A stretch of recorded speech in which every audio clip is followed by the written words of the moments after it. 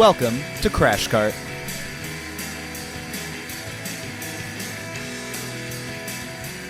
This is a well-perfused production. Welcome to an exciting episode on heart failure, the different kinds, assessing volume status, and whether revascularization is helpful for our patients with heart failure with reduced ejection fraction. We're going to be introducing you to one of our fantastic residents who has a vested interest in this topic, and we look forward to learning about it. Today we have a special guest with us, Dr. Mitchell Bourne. He's originally from Orlando, Florida, where he attended the University of Central Florida and played quarterback for the UCF Knights. After completing his BS in Sport and Exercise Science, he worked as an EMT for 3 years, both in the ambulance and in the emergency department, completed his MD at Nova Southeastern University, and is now a PGY3 and one of our upcoming chief residents at the University of Florida Internal Medicine Residency Program. So, Dr. Bourne, a pleasure to have you here. Thank you so much. I don't know why I was chosen as the first guest. I do like heart failure quite a bit, and I'm really happy to be here. I actually did a little podcast in medical school, so it's been a couple years, but I'm familiar with it, so I'm happy to be doing it again. That's awesome. Well, we're happy that you are joining us. So tell us a little bit, do you still train in jiu-jitsu? And do you still play football? I do not play football anymore, and I like to think that I still train jiu-jitsu, although it's been a while since I've actually formally trained jiu-jitsu, but it's something I would love to get back into during chief year especially. That's awesome. Now, we're lucky enough that we have Dr. Blaker here too as a PGY2. I myself, Faz, am an intern. So you've been through both the first and second year. What's some word of advice that you can give our listeners who are both interns, PGY2s, PGY3s, something that you learned in each of those years that you think would be helpful? So I think intern year was wild coming in as a medical student and then realizing very quickly, wow, I'm a doctor and there's a lot of expectations here. I think our program is amazing. It's why I'm staying here an extra year just to help out. I really do love it. I felt extremely supported from the very beginning. My first day was on VA wards and I was like pretty overwhelmed, but I realized that it was not going to be too bad after the first day. I think as an intern, I certainly wasn't thinking about being like a cardiologist or anything from the beginning. I was just trying to keep my head above water. And I think everybody is. So I think just learning how to be a good intern, which I think is kind of cliche, but it really is important. So by that, I mean, just learning how to be efficient, making sure that you're writing down all the tasks that need to get done, actually getting them done, communicating with your senior on what has been done, what needs to be done, and what you need help with. Just making sure that you know everything about your patients, that you're just what you would want. When you're a senior, what you would want as an intern. So I think that's really important. Let's see, things that make me a good doctor, or think like trying to become a good doctor. When you go see a patient, actually slow down. Like that's where the bread and butter of internal medicine is, like learning how to take a really, really solid history. I take a lot of time in my admissions, but I think that pays dividends as an intern and as a senior. If you take that, solid hour or so, really getting that story down, really just gathering all that objective information up front every day from then on, you're not going to really have to remember too much because it's just like you remember the story. Those are probably the two important things. And I think that second point will go into, transitioning into being a senior where you really know your whole list, you know the story really well, and you're going from managing 10 patients to 20 patients, which is kind of a shell shock going into second year. Yeah, that's super helpful. I think that kind of distills down what, at least for me, what my priority should be as an intern. Anything to add, Dr. Blaker?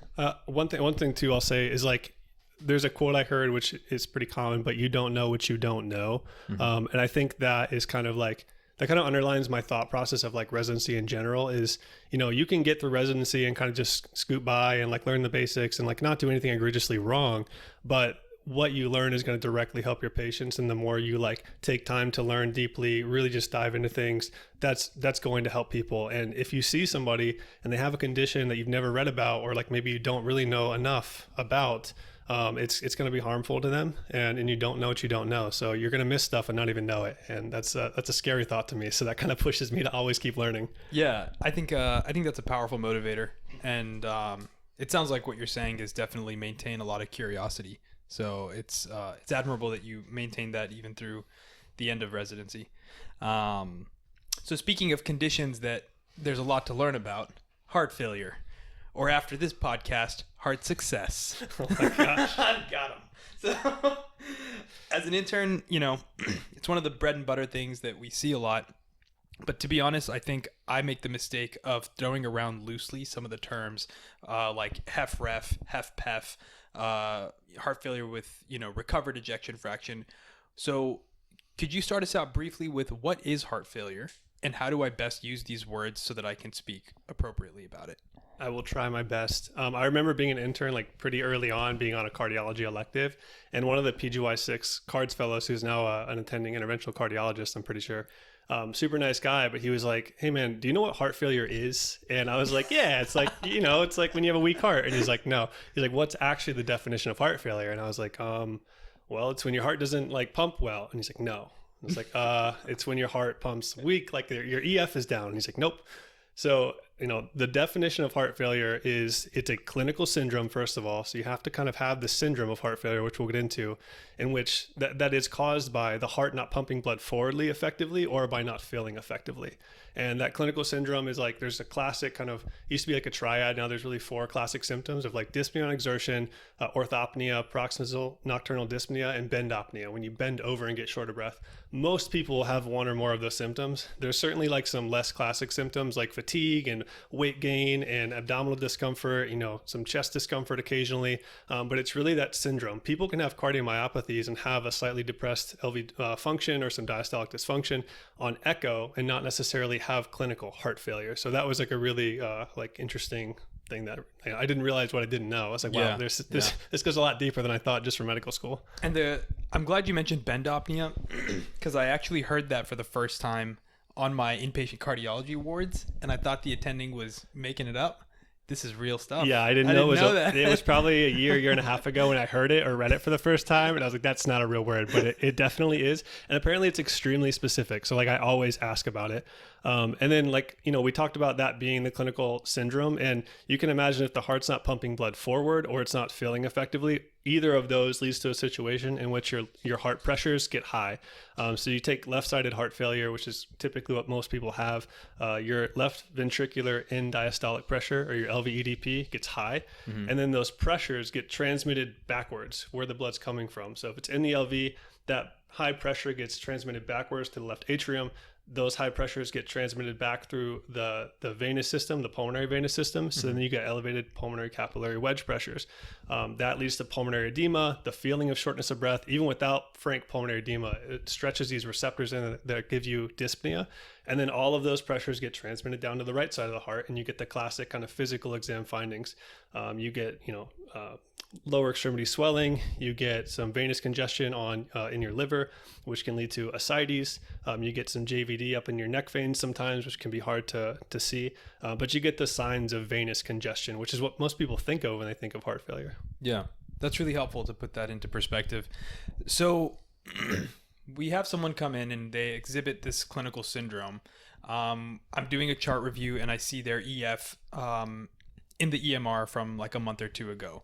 How do I know when to present this to my attending or to my senior as HFrEF, HFpEF, or heart failure with recovered ejection fraction? Sure. So I'll try to kind of classify heart failure into there's like multiple different classifications. So what you're talking about is based off of left ventricular ejection fraction. So there's HFrEF, which is heart failure with reduced ejection fraction. That's anybody with that EF under 40%. So 39% or below.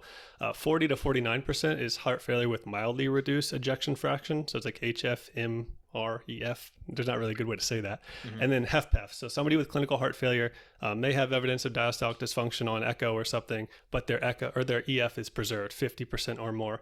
And there's also heart failure with recovered ejection fraction, where let's say you have a big MI, your EF is 25%, you get revascularized, you get on all the right medications, and then 6 months later, your echo shows an EF of 60% and everything's moving great.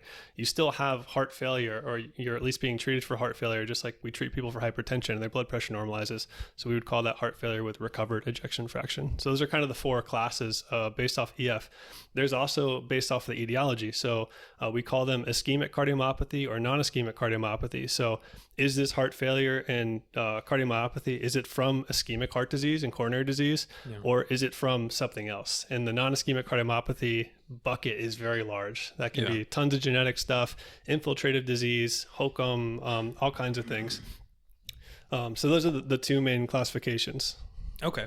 That makes sense. So, and like just you mentioned, when you're seeing someone in the ED, you could tell them, hey, this is a patient with HFrEF with an EF of 30 to 35% on an echo 6 months ago, secondary to ischemic cardiomyopathy. They had a cath 2 years ago that showed triple vessel disease or something. Yeah. So that's how you can kind of frame what the type of heart failure is. That's a golden nugget of advice, because sometimes I can see when I'm presenting to someone, whether it's my senior or attending, if I'm not hitting those sort of pertinent positives, I may lose my audience, for lack of better words.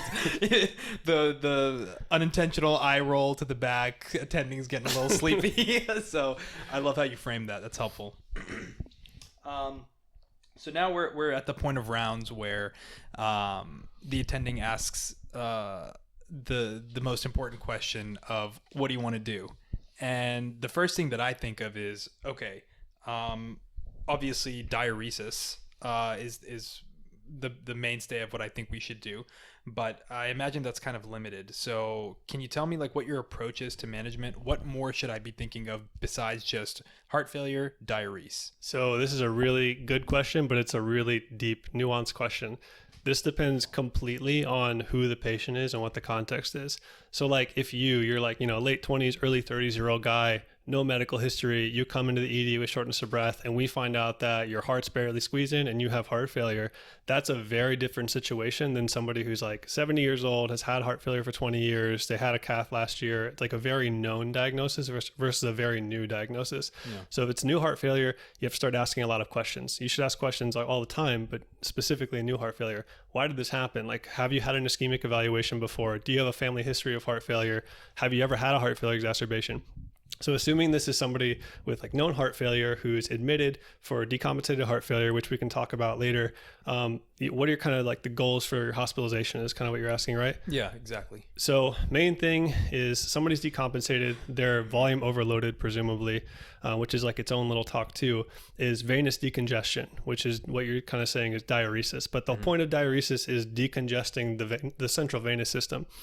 So we use diuretics, and most people know like what they usually weigh. So that's a good question to ask. Like, what do you weigh when you're feeling well? Like, what's your quote dry weight? Yeah. And they'll give you a ballpark, and getting a good standing weight is very helpful to know how much you have to go. Each liter of fluid is about 2.2 pounds. So you can kind of guesstimate how many liters or so you have to go. So you want to decongest them. Knowing like how to diurese, also very important. So I don't know if I should get into diuretics now or if that's something we should talk about later, but that's kind of a couple minute talk. So let's say this person is volume overloaded, and we have they're like at least 20 pounds like volume overloaded. It's pretty bad. They have tons of edema. Maybe they have some JVD on exam. They have some pulmonary edema. So first question is, do you take diuretics at home at all? Most people do, because they've been diagnosed with this before. So let's say they take 40 of Lasix every day, and that keeps them typically where they are. There's some decent evidence out there that you should be at least using like 1.5 to 2 times their home dose as like a starting IV dose. For an exacerbation? Yeah. So let's say they take 40 of PO Lasix. You should be using, at least 40 to 80 of IV Lasix to start. So like, let's say someone comes in, they're very volume overloaded. I'll give them a dose of 80 milligrams of Lasix IV and see if they respond. That is much stronger than their home dose, so they typically should respond. But when you give somebody a dose of loop diuretic, you have to saturate all of those loop receptors or nothing will happen at all. So a common mistake I'll see is like someone will come in with heart failure, they'll get put on like 20 milligrams of Lasix IV BID as like a standing order from the beginning of admission, and no one actually checks to see if that was an effective dose. So then they don't actually diurese. They're being given diuretics, but they're not diuresing. So when you give that first dose, within an hour or two, they should start peeing a lot. And that's like a really easy question. Are you peeing a lot within a couple hours? If not, then you need to go up on the dose. Yeah, and just to chime in on that, one really effective way to evaluate whether they've been given an effective dose of diuretics is to check a urine sodium an hour or two after you give that dose of diuretics, right? Because if it's greater than 50, okay, I've tickled the loop receptors, they're now starting to dump urine regardless of the volume. However, if you're not hitting that threshold, then you've probably given an ineffective dose of diuretics. Yeah, there's some really good algorithms that you can look up that basically state this, but after 2-3 hours, if you're not putting out 150 to 200 cc's an hour of urine, assuming you've ruled out urinary retention, you need to double the dose and try again. And you should be getting anybody diuresing effectively within 1 day. If you're truly maximizing loop diuretics with the dosing and you haven't found a dose that works, maybe you're also using thiazides to augment it and they're not peeing at all, and yet you know they're very volume overloaded, they may have like a huge AKI or whatever, that's somebody that's really, really sick by all intents and purposes if you're doing the right things, and they may end up needing dialysis or something, depending on how bad they are. And to clarify, when you say within about a day, are you saying to reach a point where they're actually urinating the goal amount, or to reach euvolemia? To reach diuresis. Okay, gotcha. So getting somebody peeing 150, 200 cc's an hour within a day, because if I give you 40 of IV Lasix and it's been 2-3 hours and you're not peeing at all, I'm going to give you 80 of IV Lasix. I'm going to check back in 3 hours or so. You're still not peeing much at all. I'm going to give you 160 of IV Lasix. And if you're still not peeing much at all, maybe I'll throw on like 500 or 1,000 of Diurel and go from there. But if you're doing all these things and using multiple types of diuretics and it's been like 24 hours and they're not peeing, they're not decongesting despite all the maximal medical therapy you're giving them, that's a really sick heart failure patient. So that's a really good point on, hey, how do we get to that 150 to 200 cc's an hour? The next question that people often have is, well, how do I continue to assess their volume status? How do I know when it's enough? I mean, how many times do people say, well, the legs are still swollen, so they must still have volume to go? Is that really how we should be thinking about this? So yeah, most people are not going to fall into that category of like, I can't get them peeing, I'm giving them 200 of Lasix and they won't pee. That's not the vast majority of people, although it does happen. So let's say you found, 80 milligrams of IV makes them pee a ton.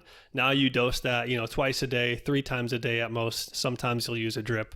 So let's say they are diuresing. How do I know when to stop? So there's a bunch of different signs, and I don't ever want you to think that there's like one thing you should use. Like, you should not just be waiting till they get an AKI. You should not just be waiting till they get a contraction alkalosis, although both of those are kind of helpful in conjunction with everything else.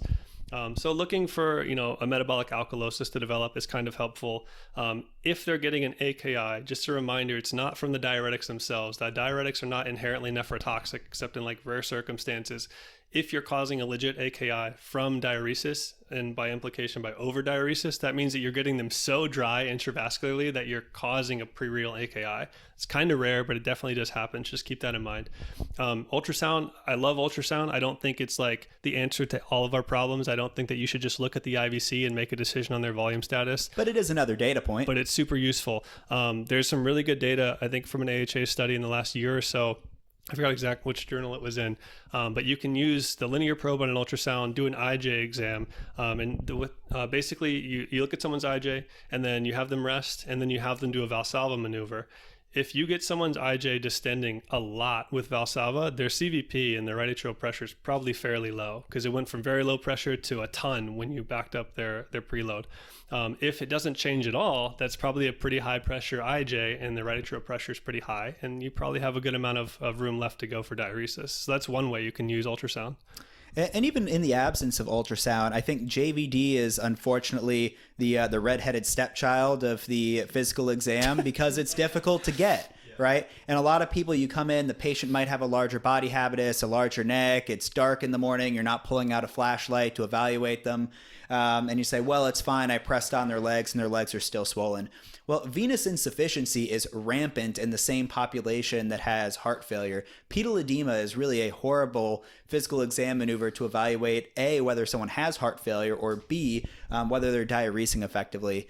JVD actually, in terms of the standard physical exam, in the absence of ultrasound, has the best sensitivity and specificity for hypervolemia and heart failure. That's right. One possible strategy that people can use if, well, I'm just not good at getting it, I don't do it a lot. Number one, do it on all of your patients. The more often you do it, the better at it you'll get. And another strategy that I've really appreciated is try to occlude the vein manually with your finger. You'll watch it fill up. You'll manually cause it to become distended. And then when you release the pressure, that fluid will drop and you'll kind of see the level where they ultimately end up. But it can help you identify your landmarks and thus identify what their JVD is. Yeah, I certainly am a huge fan of the physical exam. I try to teach it to medical students, but I love ultrasound in the IJ. When I do a quote volume exam, physical exam, I'll also ultrasound the IVC, and I'll also almost always look at the IJ. And just a reminder, like, diuretics don't magically take fluid from the legs and put them back, or pee them out. Like, it causes your kidneys to dump fluid. So it induces like intravascular volume depletion kind of over time. And then that causes the venous pressures in the legs and the right-sided system to go down. And then ideally, the interstitial pressures push that fluid from the interstitium back into the venous system, and then that will go down. But that doesn't happen if the patient's just sitting in bed with dependent legs that are below their heart and they're not moving at all. Like there's no interstitial movement going on. So that's why things like compression stockings are helpful, trying to get patients to move, elevate their legs. And then if you do all that, and you're diuresing them effectively, their edema should improve, but it's not going to improve if they're just like sitting there all day long. And you made an excellent point earlier about how, hey, diuresing to AKI, which there is some data supporting that approach, is a data point, but it's not the end all be all, because back to your point about, hey, diuretics don't inherently hurt the kidneys. You can offload the system so fast at a rate where there is less perfusion to the kidneys, thus causing an AKI, but you are still congested in your venous system. Yeah. And I've read, I can't find the exact source. I tried looking this up recently, but I read somewhere that you should consider, instead of using 0.3 as a cutoff for AKI, like kind of allow for a small AKI while you're actively diuresing someone that you obviously know is volume overloaded. I've seen it too many times where someone's creatinine bumps by 0.3 or 0.4. They're clinically overtly volume overloaded. They need diuresis, but we stop diuresing because they have an AKI. You'll see creatinine fluctuations all the time in the hospital. If you know it's almost certainly not from your diuresis, just keep diuresing them. And in fact, I think congestive nephropathy is something we underappreciate, and we say, oh, this must be because we've given them a single dose of diuretics, right. And that's likely not the case. Yeah, a ton of these people have horrible AKIs from renal venous congestion that would actually, their AKI or their creatinine will improve quite a bit just by decongesting them.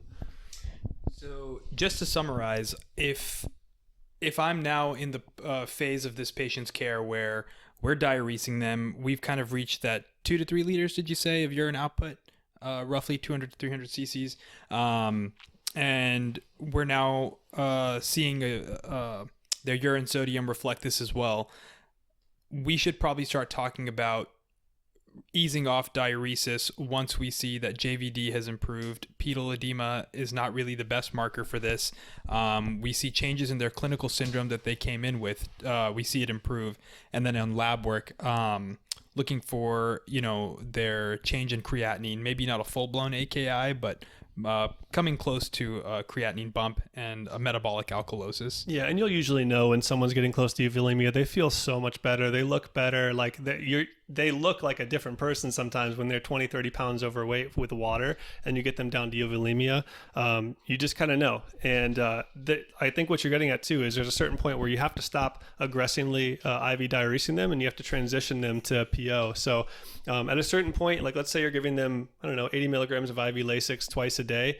Maybe it's time to switch them to 80 milligrams of PO Lasix and see how they respond. And then the goal is to get them onto a PO regimen where it keeps them at that weight with the heart failure they have and doesn't necessarily dry them out further, just keeps them euvolemic. Should I be also getting a BNP every single day on these patients in order to assess their volume status with labs? And when do I get another echo? Do I get one every time they come in with an exacerbation? Every day while they're admitted? When should I be getting echoes? So don't questions. So don't quote me. I am not the AHA heart failure guidelines, but this is what I've learned from my heart failure attendings and reading a lot.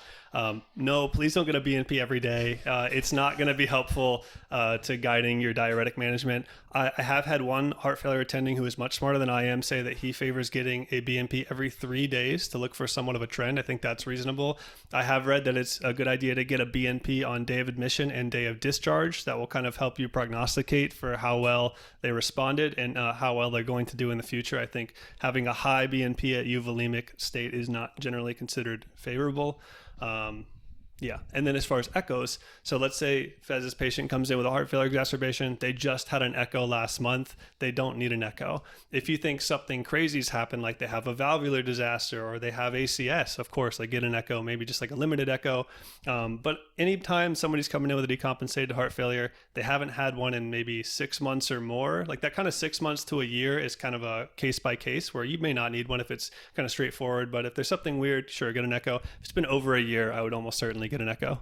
Right. That patient who stopped taking their diuretics, lost access to care, and slowly over the course of days and weeks becomes overloaded, comes into the hospital. If they had an echo in the last 6 months, probably okay to go without.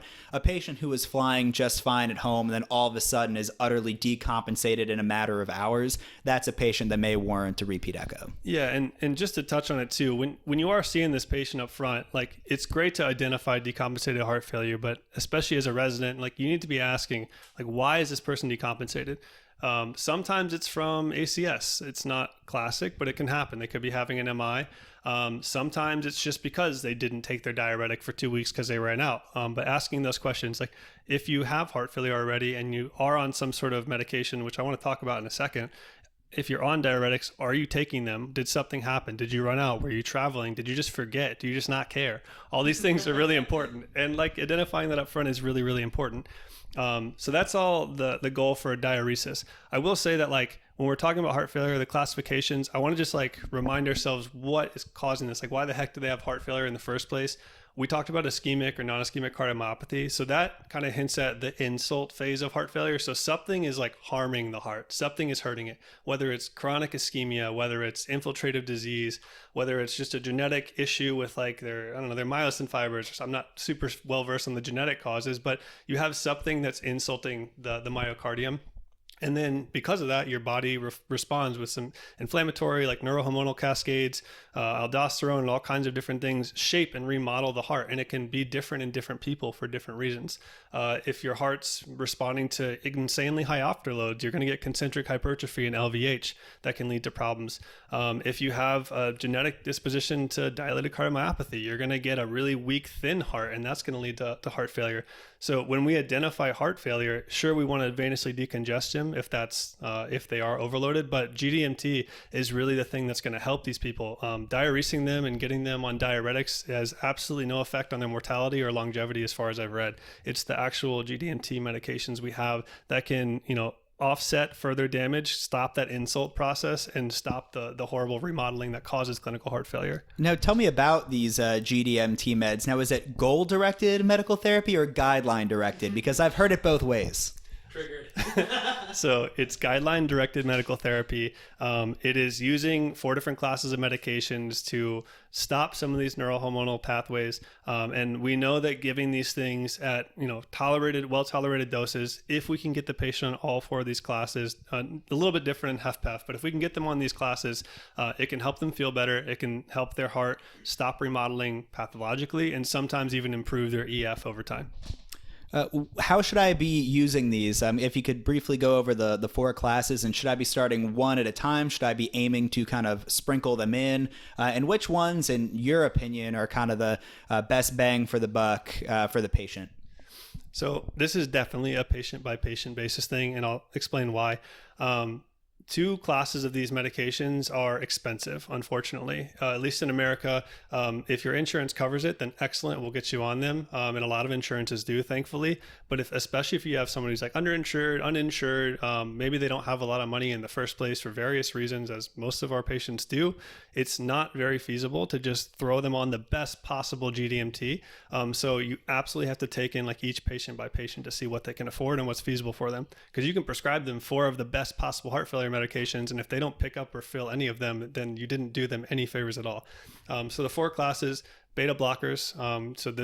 So we'll go through all 4 of them. Beta blockers, the MRAs or the mineralocorticoid receptor antagonists, the SGLT2 inhibitors, which work on the kidney, and then the ARNIs, which is like Entresto. You can also use ACEs or ARBs, but ARNIs are preferred these days. Those are the 4 classes. The exception to this is that there's been some recent data in the last couple of years that beta blockers are not super effective in HFpEF and may even be a little bit harmful. So we probably shouldn't be using beta blockers in HFpEF unless there's like another reason to use beta blockers in these patients, like AFib rate control or something else.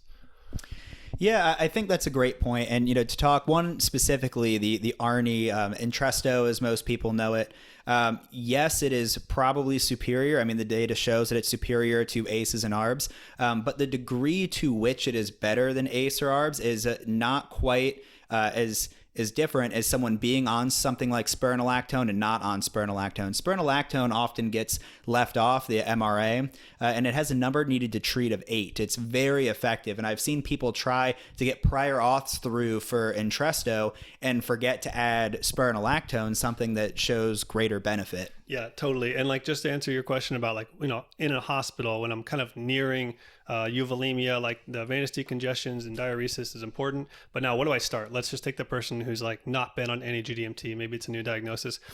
So if they're very hypertensive and they can handle it and afford it, Entresto is probably a great one to start. If you don't know if they're ready to commit to Entresto or they can't afford it, you could start them on an ARB. Valsartan is part of Entresto, so you can just put them on Valsartan alone. You can use losartan. You can also use lisinopril, which is fine and very cheap and also has some of the same effects. The only problem with starting lisinopril is you're going to have to put them through a future 36-hour washout period should they want to switch over to Entresto. So most of the attendings I know will just start an ARB. The other thing you can start is spironolactone, like you mentioned. It's a great time to start inpatient if they have a little bit of blood pressure to tolerate it. If they're not already hyperkalemic, then put them on spironolactone. Keep watching their BMP for a few days to a week and make sure they don't get hyperkalemic. And then now you have them on 2 classes. So just putting somebody on a low-dose valsartan and a low-dose spironolactone is a great way to start them on GDMT. And then the last thing I'll say, inpatient too. And obviously, like, kind of start these day by day is the main thing I've seen. Don't just throw them on 3 medications on one day. But then putting them on a low dose beta blocker is probably the way to go before they leave the hospital. At least 25 milligrams of metoprolol succinate. If they have some blood pressure room, carvedilol is also a great option. Yeah, there's some data on really positive outcomes when you start specifically beta blockers prior to discharge versus deferring that to the outpatient setting. Just a brief note, I'm not sure we touched on it specifically. This is GDMT for HFrEF, heart failure with reduced ejection fraction. When it comes to HFpEF specifically, the ACC has put out a kind of an expert consensus panel. SGLT2s certainly show benefit in heart failure with preserved ejection fraction. And then there's a small subset of patients that would benefit from spironolactone based on the TopCat trial. And it's likely women and men with preserved ejection fraction less than 60 to 65%. So not those gentlemen with really hyperdynamic ventricles.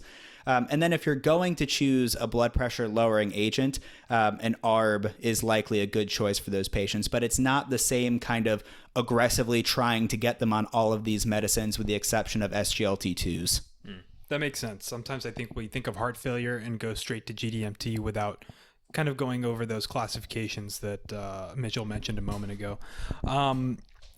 So one thing I want to bring up as we kind of wind down towards the end of our segment here today, and before I get to this trial, is there anything else you wanted to add, Dr. Bourne, Dr. Blaker?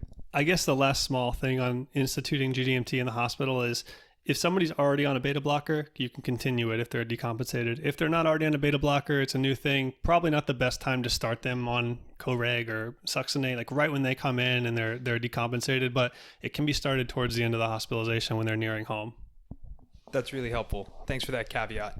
So I did have a question for you, Fez. You know, we talked a little bit about ischemic heart failure, and I was just wondering, you know, if they have ischemia, would it be benefit to stent these people, to take them to the cath lab and see if we can revascularize them?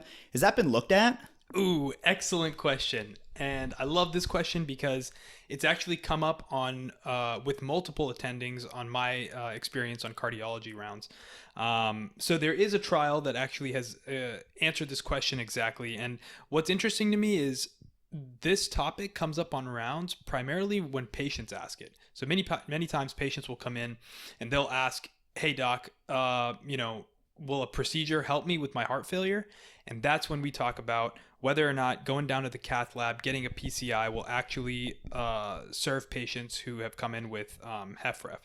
So one of the main trials looking at this is the REVIVED trial. It was published in the New England Journal of Medicine back in 2022, pretty recent. And basically the question it was asking was, in patients with severe ischemic left ventricular systolic dysfunction, does revascularization by PCI reduce the risk of death or hospitalization for heart failure in these folks? In this trial, they put together about 10,000 folks. It was a randomized control trial across 40 centers in the UK. And roughly the inclusion criteria were folks over 18 with an EF of 35% or less with extensive coronary artery disease, and at least 4 viable myocardial segments remaining. They basically had 2 groups randomized to a PCI plus medical therapy group versus a medical therapy group alone. And the medical therapy is referring to heart failure pharmacological therapy that we talked about, some of the diuresis, the GDMT, and it included device therapy. And then the PCI revascularization was to all diseased proximal coronary vessels to viable myocardium. And then another intervention was baseline echo, as well as at 6 months and then 12-month intervals. So the bottom line that the study found was revascularization by PCI did not significantly decrease the risk of death or hospitalization for heart failure as compared to medical therapy in these patients. Short answer, no. Doing a PCI in folks who come in with heart failure exacerbations will not, revive their myocardium or improve their mortality. Sounds like a strong study. Were there any significant criticisms? So there were. The enrollment period for the REVIVE trial was fairly slow, so that raised some suspicion for selection bias. And in particular, one of the criticisms was the patients that were enrolled generally had lower severity of coronary artery disease, roughly 2 vessel. And so some critics state that the findings can't be extrapolated to some of the severe CAD patients we see in the hospital. Yeah, in reading the trial for myself, I noted that they didn't really go out to include patients with anginal symptoms, right? So they weren't having symptoms necessarily of their ischemia, but their ischemia was the thing that was ultimately causing the heart failure. And one of the things I think this trial really gets at is that heart failure, even when it's caused by ischemia, is a clinical syndrome on its own. And these are very sick, remodeled hearts. And again, when we're talking about the GDMT, we're trying to prevent that remodeling process and reverse it as much as possible. And revascularization alone does not appear to have the same benefit at preventing remodeling or to improve the remodeling that's occurred as medical therapy alone does. So I think that trial is very helpful for that reason. Yeah, it was definitely a brain blast for me as an intern. So, so before we wrap up, I want to ask our lovely guest, Dr. Bourne, is there anything else you want to add, things that we should know? And before we wrap up, what would be the main 1 or 2 nuggets you would want us to take away? So I have a lot of different things I could go on tangents about. I'll try to keep it brief. Maybe a couple things that I think I want everyone to know. When you see a heart failure patient, try to put them into one of the Forrester classifications. If you've never heard of that, just think about 2 different factors. And this doesn't matter if you want to go into cardiology, any internist I think should be able to do this. What is their perfusion status and what is their volume status? So is this somebody that's volume overloaded, euvolemic, maybe even volume dry? That puts you into, wet or dry. And then what is their perfusion status? Is this person's cardiac output good or is this person's cardiac output bad? And putting them into one of those 4 categories will help you kind of frame what they need. Anybody that's volume overloaded is going to need diuresis. Anybody that has reasonable perfusion is not going to need inotropes or is not going to need any mechanical support. Most people we see in the hospital decompensated heart failure are warm and wet. I just had a guy 2 nights ago when I was moonlighting that was the worst possible thing, which is cold. Well, not the worst possible thing, but cold and wet. So he was in frank cardiogenic shock, overtly volume overloaded, and he got a balloon pump 2 hours later. The people that are kind of the scariest to take care of, which are the people on the heart failure service, the advanced heart failure service, are those who are cold and dry. So not only is their cardiac output so bad that they need support, they also don't have anything, they don't have any volume to give. There's nothing you can do to really assist them by decongesting them. So if those patients are feeling sick, they don't have very long to live. They're going to need some sort of support or a transplant. Definitely the scariest to take care of. But just taking that upfront assessment of what stage are they in? What am I working with here? That's the main thing I would say. And then just get comfortable with POCUS. You don't have to be like an ultrasound whiz, but I think anybody should be able to take a probe, take the cardiac probe, stick it on the heart, and just look at the EF kind of grossly, especially on somebody without a known history of heart failure that you suspect may have heart failure. Is your EF super low? Is your EF reasonably preserved? And then do a basic volume exam with the assistance of POCUS. And I think that you're doing better than most people. I'll never forget when I did a cross cover in the ED, and there was a patient with that had come in for like fairly vague symptoms, not really a lot of chest pain, but maybe some mild congestion, and just feeling generally fatigued. And I had consulted cardiology, and my favorite ever, Dr. Mitchell Bourne, came down with an ultrasound, and we kind of got to diagnose a pretty severe aortic stenosis together. So know your murmurs, folks. It was like 1 a.m. I was on Cards cross cover, and Fez is like, dude, I don't know what's going on with this guy, but his murmur is loud and he does not look good. And I was like, all right, let's go take a look. And yeah, I remember staring at his aortic valve on the ultrasound, and I'm like, I'm not a sonographer, but that thing looks tight, or there's a massive vegetation on it, and he does not seem like an endocarditis guy. Yeah, he had critical severe AS and had a bicuspid valve and got an inpatient valve and did really well. So yeah, ultrasound's great. I think knowing how to diagnose heart failure is within the scope of any internist, knowing how to treat it well, knowing how to diurese well, and then, getting them on the initial stages of care that will obviously need some good outpatient follow-up, which we can set up. But I think any internist should be able to manage heart failure very effectively, and I think that we generally do. Wonderful. Well, thank you so much. That brings us to the end of our very first episode. Thank you so much to Dr. Mitchell Bourne for joining us and educating us on heart failure. I think we're all going to be getting our ultrasound probes out tonight and giving ourselves a little bit of practice. Until next time.